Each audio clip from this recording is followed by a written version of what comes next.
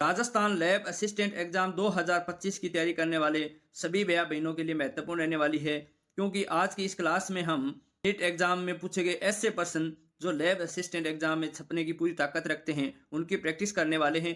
आप भी प्रश्न पढ़ना और उसका उत्तर मन में सोचना, इससे आपकी अच्छी प्रैक्टिस भी हो जाएगी, क्योंकि प्रैक्टिस ही सफलता का आधार है। और क्लास पूरी होने पे आप कमेंट करके जरूर बताना कि आपने कितने प्रश्न सही किए। टैग प्रचालक की अभिव्यक्ति के लिए निम्नलिखित में से कौन एक प्रेरक के रूप में कार्य करने के लिए आवश्यक है। ये कहना यह चाहता है कि जो लैक ओपेरोन होता है उसकी अभिव्यक्ति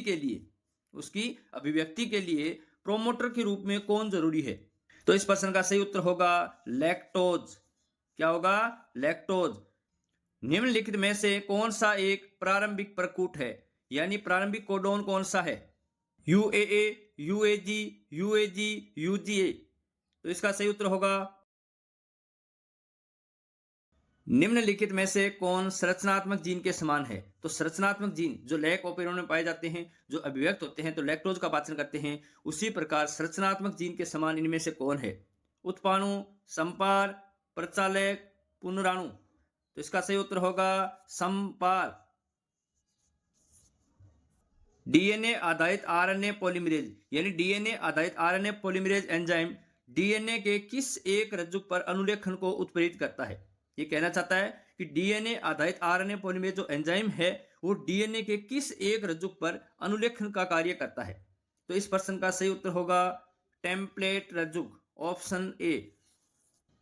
किसी अणु में जो आनुवांशिक पदार्थ के रूप में कार्य कर सकता है, नीचे दिए गए किस विशेषक के अतिरिक्त अन्य सभी विशेषक अवश्य होने चाहिए। इसे मेंडलीय लक्षणों के रूप में अभिव्यक्त करने की योग्यता होनी चाहिए। यह कथन सही है। इसे अपनी प्रतिकृति उत्पन्न करने की योग्यता होनी चाहिए। हाँ, आनुवांशिक पदार्थ वही होता है जिसमें स्वयं की प्रतिकृति करने की क्षमता होती है। नेक्स्ट है, इसे संरचनात्मक रूप और रासायनिक रूप से स्थिर होना चाहिए। यह कथन गलत है। इसके लिए इसमें विकास के लिए आवश्यक मंद परिवर्तनों के अवसर होने चाहिए। हाँ, आनुवांशिक पदार्थ वही अच्छा होता है, जैसे डीएनए अच्छा आनुवांशिक पदार्थ है, क्योंकि उसमें जैव विकास बहुत धीरे और धीमे प्रक्रम से होता है। तो इस प्रश्न का सही उत्तर होगा ऑप्शन सी। टेलर ने किस जीव पर गुणसूत्र प्रतिकृतियन की अर्धसंरक्षी विधि को प्रमाणित करने के लिए प्रयोग किया था। यानी टेलर नामक वैज्ञानिक ने गुणसूत्र होता है उसकी प्रतिकृति अर्धसंरक्षी होती है, इस विधि को प्रमाणित करने के लिए किस पर प्रयोग किया था? विसिया फेबा पर प्रयोग किया था।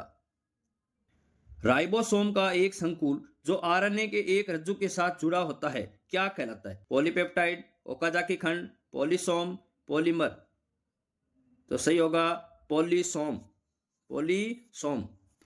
आज की क्लास का लास्ट प्रश्न है, जीवाणु में निम्नलिखित में से कौन सा आरएनए संरचनात्मक आरएनए और राइबोजाइम दोनों की तरह कार्य करता है।